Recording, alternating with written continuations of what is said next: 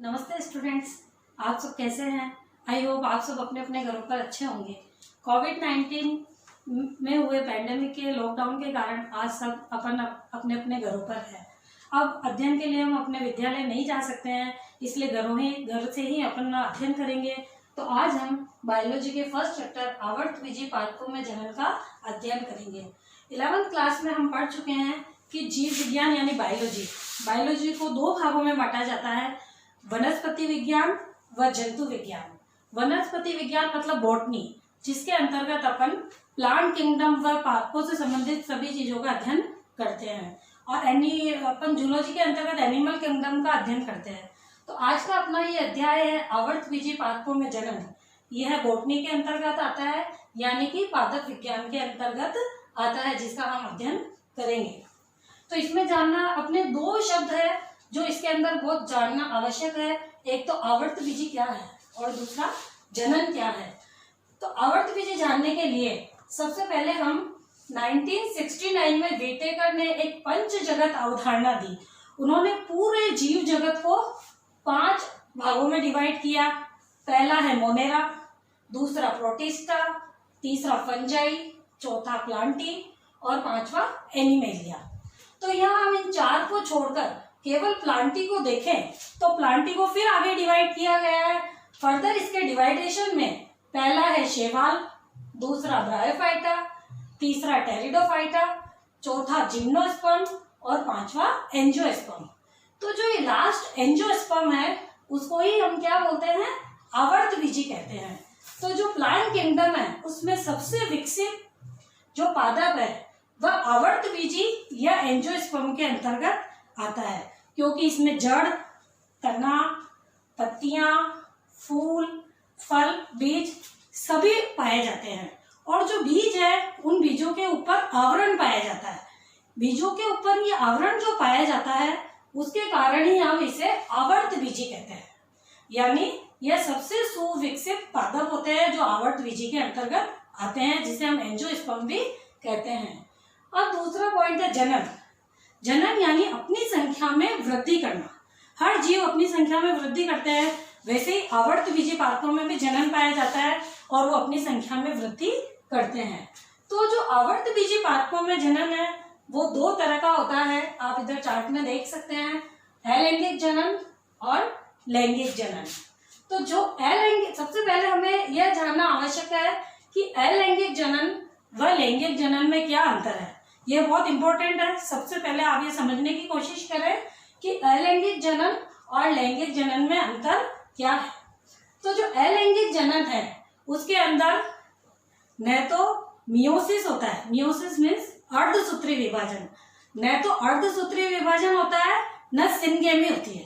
यानी कि जो अलैंगिक जनन है उसमें सिनगेमी भी नहीं होती है और मियोसिस भी नहीं होता है। लेकिन जो लैंगिक जनन है उस लैंगिक जनन में मियोसिस भी होगा, सिनगेमी भी होगी, गैमेट्स भी बनेंगे और फर्टिलाइजेशन भी होगा। यानी जो लैंगिक जनन है वो विकास की दृष्टि से सुविकसित होता है। इसके द्वारा विकास यानी ऑर्गेनिक इवोल्यूशन नहीं होता है, और इसके द्वारा ऑर्गेनिक इवोल्यूशन मीन्स विकास, यानी लैंगिक जनन के द्वारा ऑर्गेनिक इवोल्यूशन होता है, अलैंगिक जनन के द्वारा ऑर्गेनिक इवोल्यूशन नहीं हो सकता है। अब जो सबसे पहले हम अलैंगिक जनन को पढ़ेंगे। तो अलैंगिक जनन को 2 भागों में डिवाइड किया गया है। एक तो अनिषेक बीजता, दूसरा कायिक जनन। तो जो अनिषेक बीजता है, नाम से ही स्पष्ट है, अनिषेक बीजता यानी इनमें जनन बीजों के द्वारा ही होता है। लेकिन जो इसके अंदर जो बीज होते हैं उनमें न तो अर्धसूत्री विभाजन होता है, यानी कि न तो मियोसिस होता है, न सिनगेमी होती है। डायरेक्टली बीजों द्वारा प्लांट का निर्माण हो जाता है। फिर दूसरा अनिषेक बीजता हो गया अपना। फिर दूसरा है कायिक जनन। कायिक जनन किसे कहते हैं पहले, कि कायिक जनन जो है बीजों के अलावा पौधे के किसी भी भाग से जनन की क्रिया होती है, तो उसका अध्ययन हम कायिक जनन के अंतर्गत करते हैं। तो जो कायिक जनन है उसमें जिस भी पौधे के भाग से जो नया पौधा विकसित होता है वह प्रोपेंग्यूल कहलाता है। यानी कायिक जनन चाहे जड़ द्वारा हो चाहे तने द्वारा हो, तो जो तने और जड़ का जो पार्ट जिससे नया पौधा बनता है उसे हम प्रोपेंग्यूल कहते हैं। तो कायिक जनन को फिर अपन दो भागों में विभाजित करते हैं, प्राकृतिक कायिक जनन और दूसरा कृत्रिम कायिक जनन। जो प्राकृतिक कायिक जनन है यानी प्रकृति द्वारा निर्मित, ये वर्षों से चला आ रहा है, इनमें मनुष्य कोई भी हस्तक्षेप नहीं करता है। इस प्राकृतिक कायिक जनन को हम फिर 4 भागों में डिवाइड करते हैं, तने द्वारा, जड़ द्वारा, पत्तियों द्वारा और जन्नांगों द्वारा। तनों द्वारा इसका एग्जाम्पल है आलू और अदरक, ये सभी के घरों में होता है। तो जो आलू है, आलू की, ये देखिए आलू की आंख दिखाई दे रही है, आलू की जो बर्ड है इसे हम आलू की आंख कहते हैं। जब इस आलू की आंख को फेवरेबल कंडीशन मिलती है, फेवरेबल कंडीशन मीन्स इसको भोज्य पदार्थ, नमी वगैरह पूरी मिल जाए, तो ये यहाँ से प्रस्फुटित हो जाती है और नए पादप का निर्माण कर लेती है। तो जो अपन ने घरों में भी देखा होगा, घरों में बड़े बड़े भी कभी कभी आलू में ये कलिकाएं विकसित हो जाती है, जिससे नया प्ररोह दिखाई देता है। और किसान लोग भी अपने खेतों में जो आलू की खेती करते हैं, इस आलू के छोटे छोटे पीसेस कर लेते हैं और हर पीस में जिसमें आलू की आंख हो वह पीस जमीन में बो दिया जाता है, उससे नया आलू का पौधा उग जाता है। दूसरा है जड़ों द्वारा। जड़ों द्वारा में एग्जाम्पल है इसके शकरकंद और डहेलिया।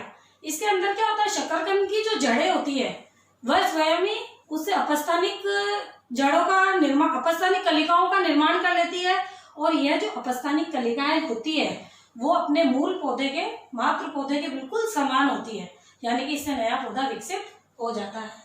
तीसरा है पत्तियों द्वारा। पत्तियों द्वारा में 2 एग्जाम्पल है, एक तो है ब्रायोफिलम, दूसरा है बिगोनिया। तो जो ब्रायोफिलम है उसमें आप देख रहे हैं कि ये ब्रायोफिलम जो है उसके पत्तियों के किनारों पर ये छोटे छोटे पौधे नुमा संरचना, छोटी छोटी पत्तियां दिखाई दे रही है। ब्रायोफिलम में पत्तियों के किनारों पर छोटी छोटी पत्तियां दिखाई दे रही है, पर अपने पास से देखें तो इसमें जड़, तना, पत्तियां तीनों दिखाई दे रही है। यानी ये जब मात्र पौधे पर लगे हुए हो या इनकी पत्तियों को तोड़कर अपन अपने परिंदे या कहीं भी रख दें जहाँ नमी का स्थान हो, तो वहाँ इन पत्तियों के किनारों पर छोटे छोटे पौधे उग जाते हैं। इन पत्तियों, उनमें छोटी पत्तियां होगी, इसमें तना होगा और जड़ होगी। इस प्रकार पूरे पत्तियों के किनारों पर लग जाती है। इन पत्तियों को अगर यहाँ से छोटे छोटे पौधों को अलग करके जमीन में बो दिया जाए तो नया पौधा तैयार हो जाता है। इसी प्रकार दूसरा एग्जाम्पल मैंने बताया है बिगोनिया। बिगोनिया में देखिए इसके अंदर जो शिराएं हैं और पर्णव्रंथ है, बिगोनिया में शिराओं और पर्णव्रंथ पर नए पौधे, बिगोनिया में शिराओं और पर्णव्रंथ पर छोटे छोटे पौधे विकसित हो जाते हैं। इन पौधों को यहाँ से अलग करके अगर जमीन में बो दिया जाए तो नए पौधों का विकास हो जाता है। अब चौथा है जन्नांगों द्वारा। जन्नांगों के द्वारा प्राकृतिक कायिक जनन में क्या है कि जन्नांगों के द्वारा जब अपन देखते हैं कि जो कलिकाएं होती है, कलिकाओं से जो पुष्प कलिका होती है, इससे साधारण तौर पर तो पुष्प कलिकाओं से पुष्प का निर्माण होता है, लेकिन कभी कभी क्या होता है कि पुष्प कलिकाओं से पुष्प का निर्माण न होकर बुलबिल बन जाती है। एक संरचना बनती है जिसका नाम होता है बुलबिल्स। तो बुलबिल्स जब जमीन में गिर जाती है तो उससे नए पौधे का निर्माण हो जाता है। इसका एग्जाम्पल है रतालू व अगेव। अब ये हो गया अपना पूरा प्राकृतिक कायिक जनन। अब हम दूसरा अपना कायिक जनन को 2 पार्ट्स में डिवाइड किया, प्राकृतिक और कृत्रिम। प्राकृतिक कायिक जनन का अपन अध्ययन कर चुके हैं। अब है कृत्रिम कायिक जनन। कृत्रिम कायिक जनन को भी अपन 3 भागों में डिवाइड किया। नंबर 1 कर्तन, नंबर 2 दाब लगाना और नंबर 3 रोपण। तो जो नंबर 1 कर्तन है जिसको हम कटिंग बोलते हैं, कटिंग को भी अपन ने 2 भागों में डिवाइड किया, स्तंभ कटिंग और मूल कटिंग। स्तंभ कटिंग में हम जैसे कोई भी तने का कोई पार्ट लिया, जैसे गुलाब वगैरह में, तो इसके अंदर अपन क्या करते हैं कि एक कलम नुमा चाकू से छीलकर एक कलम नुमा संरचना बना देते हैं, उसको ऐसे ही जमीन में लगा दिया जाता है। तो थोड़े समय बाद क्या होता है, इससे पत्तियां और प्ररोह इसका पूर्ण विकसित हो जाता है, यानी कि नया पौधा बन जाता है। अब दूसरा इसका एग्जाम्पल है गुलाब।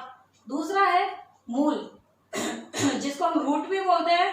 इसके अंदर जड़ का कोई भी पार्ट तोड़कर ऊर्ध्व स्थिति में जमीन में लगा दिया जाता है और कुछ समय बाद उससे प्ररोह विकसित हो जाता है, यानी कि नया पौधा तैयार हो जाता है। ये तो हो गया कर्तन यानी कटिंग के द्वारा, जिसके अंदर अपन ने पढ़ दिया तने या जड़, किसी की भी कटिंग ले सकते हैं। दूसरा है दाब लगाना। दाब लगाना है, उसको भी हमने दो पार्ट में डिवाइड किया। एक तो है टीला दाब विधि और दूसरा वायु दाब विधि। वायु दाब विधि को हम गुट्टी विधि भी कहते हैं।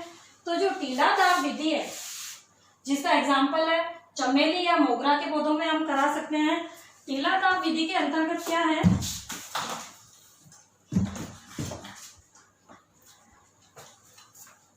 टीला दाब विधि में चित्रानुसार देखिए, यह चमेली के पौधों में कराई जाती है। इसके अंदर क्या है कि ऐसे पौधों में कराई जाती है जिसके तने थोड़े सॉफ्ट हो। तो उसको अपन क्या करते हैं, चित्रानुसार इन तनों को मोड़कर जमीन में गाड़ दिया जाता है। ऐसे पौधे को जमीन में गाड़ा जाता है जिसकी 1 या 2 पर्व संध्या जो होती है वो मिट्टी में दबी रहे, लेकिन उसका ऊपर वाला पार्ट जिसमें पत्तियां लगी हुई हो वो जमीन से ऊपर की ओर रहे। वापस समझ लीजिए आप कि ऐसे पौधों में कराया जाता है जिसके तने सॉफ्ट हो और जमीन के पास से निकले हुए हो।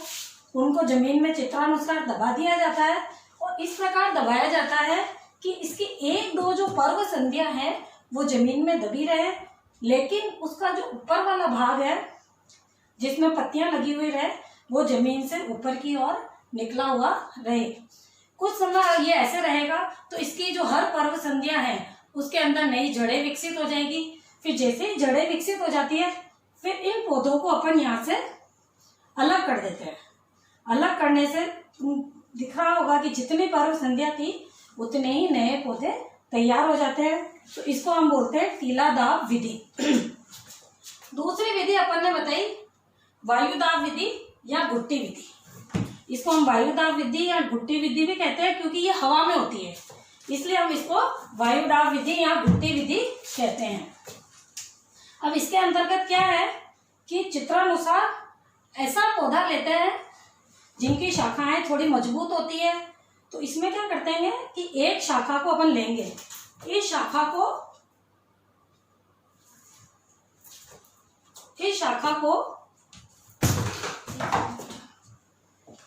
को अपन इसमें दिखाए अनुसार छील लेंगे। आपको दिखाई दे रहा होगा जो गमले में लगा हुआ पौधा है, जो जमीन में लगा हुआ होता है, अपन ने अभी आपको समझाने के लिए गमले में लगा रखा है। इसकी शाखा को चित्रानुसार अपन पौधे के अनुसार छील लेते हैं। छीलने के बाद अपन चित्र में देखिए, छीलने के बाद इसमें चित्र के अनुसार इसके ऊपर गीली रुई, गीला कपड़ा या मॉस लपेट देते हैं। यानी कि ये इसलिए लपेटते हैं, कुल मिला के इसको अपने को बहुत टाइम तक गीला रखना है। अब अपन उसके ऊपर वाली शाखा में एक पॉट लगा देते हैं। इस पॉट में पानी भरा हुआ रहता है। इस पॉट से पानी लगातार बूंद बूंद करके इनको गीला करता रहता है। तो 4-5 हफ्ते बाद क्या होता है कि यहाँ से हमें जड़ें विकसित होती हुई दिखाई देगी और ऊपर से प्ररोह विकसित होता हुआ दिखाई देगा।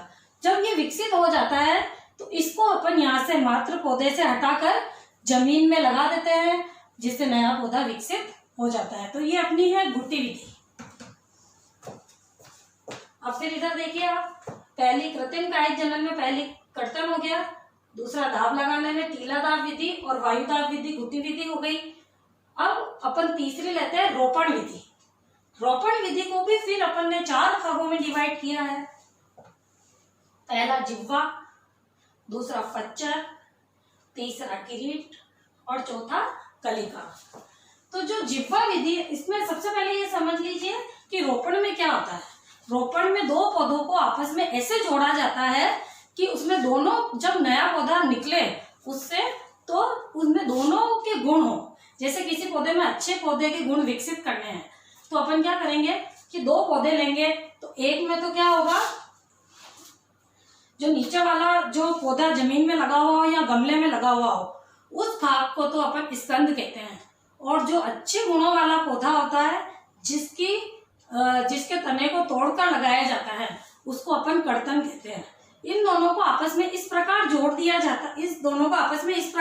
दिया जाता है कि नया पौधा विकसित हो, उनकी रेखा आपस में जुड़ जाए, तो इसको अपन रोपण कहते हैं। रोपण को फिर अपन 4 भागों में डिवाइड किया, जिह्वा, फच्चर, किरीट और कलिका। तो जिह्वा रोपण के अंदर क्या होता है कि इसमें अपने पौधे में देखिए, मैंने इसमें कटिंग करी हुई है कि इस प्रकार इसमें कटिंग करते हैं नीचे वाले में कि जिगजैग आकृति बने या एन की आकृति बने, जिगजैग या एन की आकृति बने। और ऊपर वाले को भी इस प्रकार कटिंग करते हैं कि ये आपस में ऐसे फिट हो जाए। फिर इनको बांध दिया जाता है और बांध कर थोड़े टाइम तक रखेंगे तो जो नया पौधा, इसमें पत्तियां विकसित हो जाएगी। जो नया पौधा बनेगा उसमें दोनों पौधे के गुण होंगे। जैसे इसमें मैंने कलम विधि में दिखा रखा है, ये इसमें ऊपर वाला तो कलम कर लगाएगा, नीचे वाला स्कंद, और ये जिगजैग संरचना या एन शेप की संरचना होती है, इसको आपस में जोड़ दिया जाता है। यह विधि अपनी कहलाती है जिह्वा विधि। दूसरा है फच्चर। फच्चर के अंतर्गत अपन क्या करेंगे,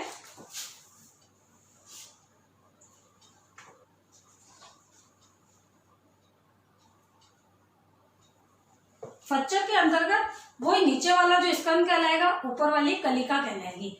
इसके अंदर क्या होता है कि जो अपना स्तंभ है उसमें तो वी आकार का चीरा लगाते हैं। देखिए आप प्लांट में जो नीचे का स्कंद है उसमें तो वी आकार का चीरा लगाते हैं, और जो ऊपर कलम रोपी जाती है, उस कलम में वेज आकार का चीरा लगाते हैं। यानी नीचे वाले में तो वी शेप का चीरा लगाते हैं और जो कलम है उसमें वेज आकार का चीरा लगाते हैं। फिर इसको आपस में इस प्रकार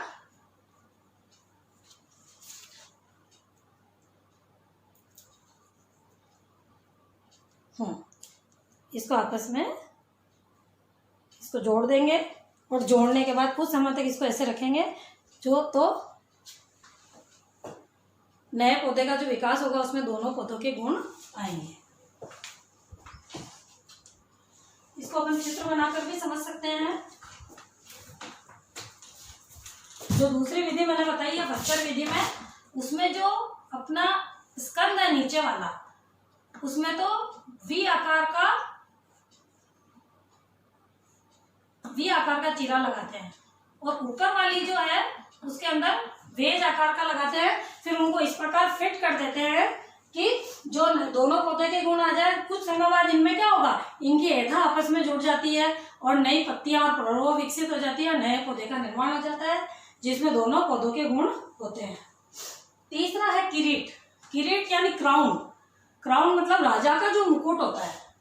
अब जो अपन ने मैं पहले बताना भूल गई, जो जिह्वा विधि और फच्चर विधि थी उनमें अपन ने क्या देखा था कि जो स्कंद और कलम थे उनमें दोनों के जो तनों की मोटाई थी, यानी कि कलम और इनकी मोटाई थी, वो व्यास बराबर आकार का था।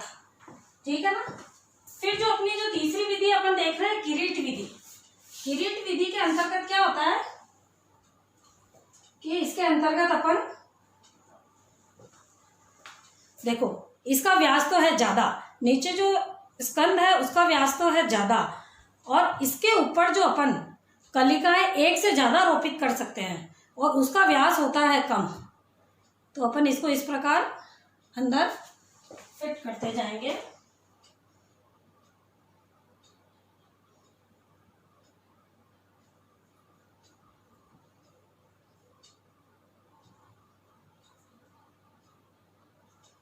ऐसे करके अपन फिट करते जाएंगे, यानी एक ही नीचे स्कंद में बहुत सारी कलिकाओं को अपन रोपित कर सकते हैं। ये मैं तुमको चित्र बनाकर फिर समझा रही हूँ।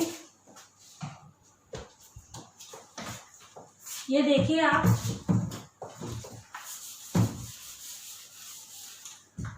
इसका स्कंद का व्यास तो होता है ज्यादा, और इसके अंदर बहुत सारी कलमों को इस प्रकार रोपित किया जा सकता है। यानी स्कंद का व्यास ज्यादा और कलम का व्यास कम होता है तो बहुत सारी कलमों को रोपित किया जा सकता है। तो इस प्रकार रोपित होती है जैसे राजा का क्राउन हो। ठीक है, तो अपन ने रोपण विधि के चारों 3 का पढ़ लिया, जिह्वा, खच्चर, किरीट। चौथा है कलिका विधि। कलिका विधि के अंतर्गत क्या होता है,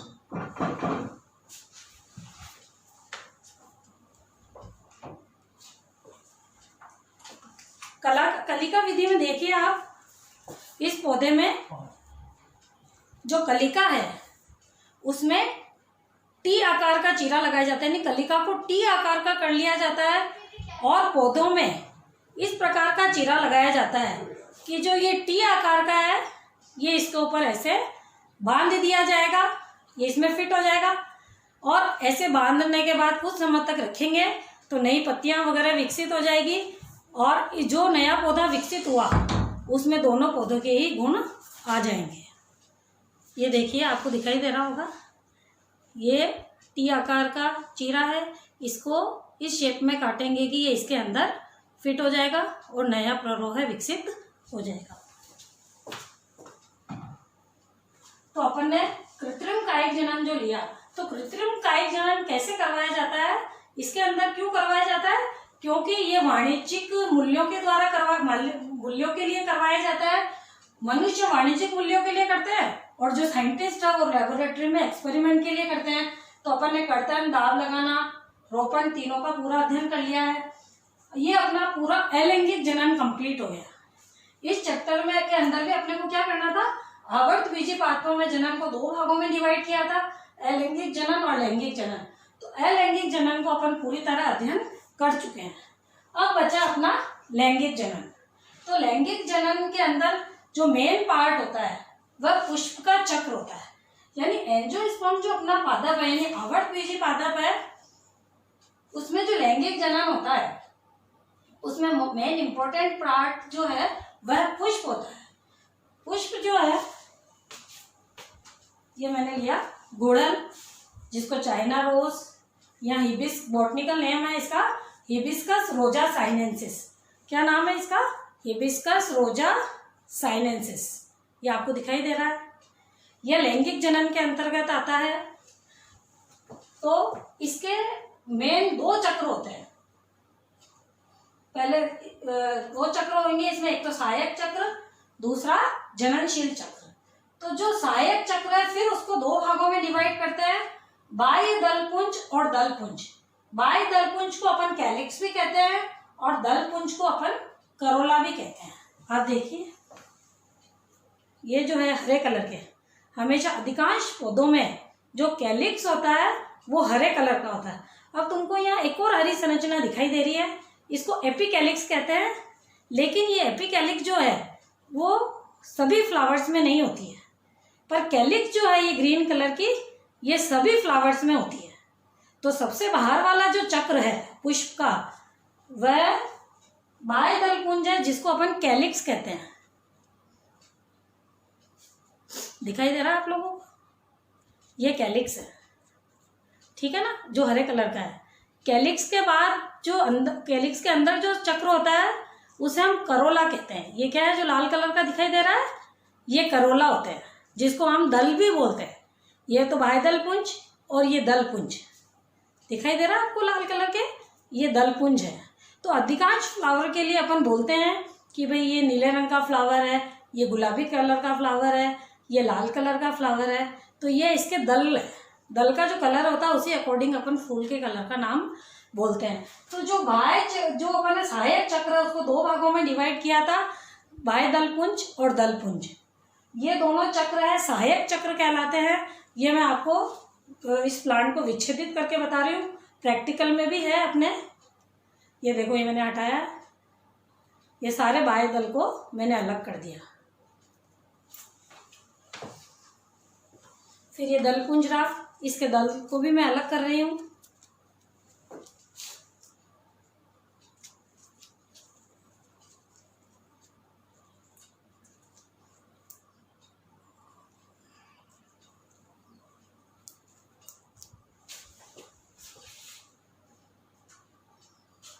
अब इनके दल को भी मैंने अलग कर दिया।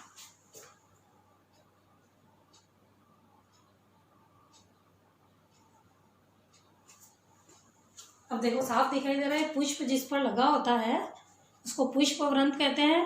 पुष्प वृंत का ऊपर वाला भाग फूलकर, देखो पुष्प वृंत का ऊपर वाला भाग फूलकर पुष्पासन कहलाता है। ठीक है। अब है अपना जननशील चक्र, यानी जो सहायक चक्र है उसको दो भागों में बांटा, कैलिक्स और करोला, जिसको बाह्य दलपुंज और दलपुंज कहते हैं, जिसका अध्ययन हम कर चुके हैं। दूसरा जननशील चक्र, जननशील चक्र को फिर दो भागों में डिवाइड किया अपन ने, पुमंग और जायांग। पुमंग जो है वह नर जनन चक्र कहलाता है और जायांग जो है वह मादा जनन चक्र कहलाता है। पुमंग मीन्स एंड्रोशियम और जायांग मीन्स गाइनोशियम। ये जो अपने को दिखाई दे रहा है बाहर लाल कलर की संरचना, ये जो पूरा ये जो चक्र है, ये देखो पुंकेसर परागकोश अपने को दिखाई दे रहे हैं। ये जो येलो येलो कलर के दिखाई दे रहे हैं, ये येलो येलो कलर के असंख्य जिसको लिखते हैं अपन, ये इसके परागकोश है, यानी ये किसके अंतर्गत आता है, नर जनन चक्र में आता है। इसको अपन क्या कहेंगे, पुमंग। क्या कहेंगे इसको अपन, पुमंग। यानी पुमंग को फिर दो भाग होते हैं पुमंग के, एक तो परागकोश, एक पूतंतु। ये देखिए जो येलो कलर के हैं वो है परागकोश, येलो कलर के जो है परागकोश है, और येलो कलर के नीचे जो बारीक बारीक गुलाबी कलर की पतली पतली धागे नुमा संरचनाएं दिखाई दे रही है वो इसके पूतंतु है। पूतंतु के ऊपर परागकोश लगे हुए हैं और ये कुल मिला के क्या कहलाता है, नर जनन चक्र कहलाता है। इसमें जो पुंकेसर होते हैं चाइना रोज में वो असंख्य होते हैं। अब मैं पुंकेसर अलग करके आपको जो लास्ट चक्र है जायांग उसको समझाऊंगी।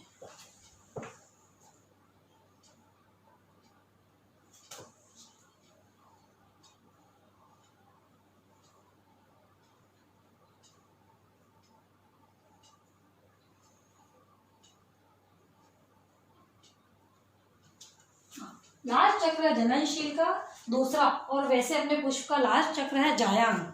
अब आप इसमें देखिए ये जो जायांग जो चक्र है उसको तीन भागों में डिवाइड किया हुआ है, अंडाशय, वर्तिका और वर्तिकाग्र।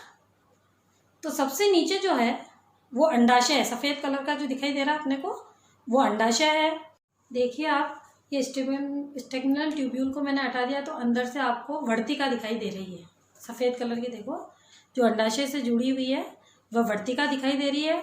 यह वर्तिका नीचे अपन ने तीन भागों में जो डिवाइड किया, अंडाशय, वर्तिका और वर्तिकाग्र। नीचे वाला अंडाशय, ऊपर वाली वर्तिका, और ये जो ऊपर पंचभागी वर्तिकाग्र दिखाई दे रहे हैं। जो चाइना रोज फ्लावर है उसके अंदर जो वर्तिकाग्र हो जाते हैं वो पंचभागी हो जाते हैं। देखिए आप पंचभागी वर्तिकाग्र दिखाई दे रहे हैं। यानी अपना जो लैंगिक जनन है जो पुष्प के द्वारा होता है उसमें कुल मिलाकर 4 चक्र होते हैं, बाह्य दलपुंज, दलपुंज, पुमंग और जायांग। जो बाहर वाले जो दो चक्र है बाह्य दलपुंज और दलपुंज वो सहायक चक्र कहलाते हैं, और जो पुमंग और जायांग है वो जननशील चक्र कहलाते हैं। आज हम इतना ही फर्स्ट चैप्टर में अध्ययन करेंगे। अब जो सेकंड चैप्टर है कुछ दिन बाद अपन उसको पढ़ेंगे। टेक केयर, घर पे ही रहें और मस्त रहें। Okay bye.